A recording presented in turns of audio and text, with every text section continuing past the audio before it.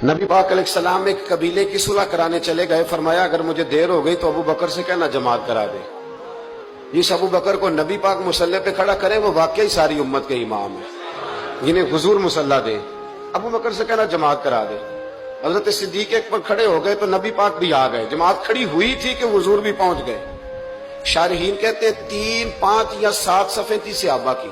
हुजूर जिस सफ में जाते सहाबा जगह छोड़ देते। ये बुखारी मुस्लिम है। सफ़े टूटती रही पर नमाज किसी की भी नहीं टूटी। और हुजूर पहली सफ के पीछे जाके खड़े हुए तो हजरत अबू बकर सिद्दीक ने एक कदम पीछे उठाया। हुजूर ने इशारा किया चल पढ़ा नमाज। नमाज पढ़ा के मैं तैं वल वेखा, मैनू काबा भुल गया आई। भुल गए नहीं सब सौम सलाता, एक को यार दा फिक्र पे आई।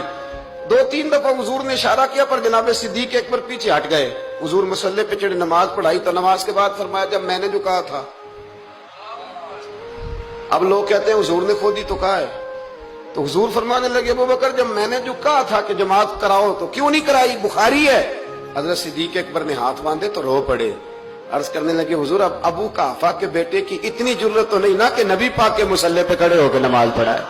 हुजूर पीछे हो और ये मुसल्ले पे नमाज, इतनी जुर्रत तो नहीं ना। तो रसूलुल्लाह की मोहब्बत असले ईमान, ये जो मोहब्बत होती है ना ये शौक पैदा करती है।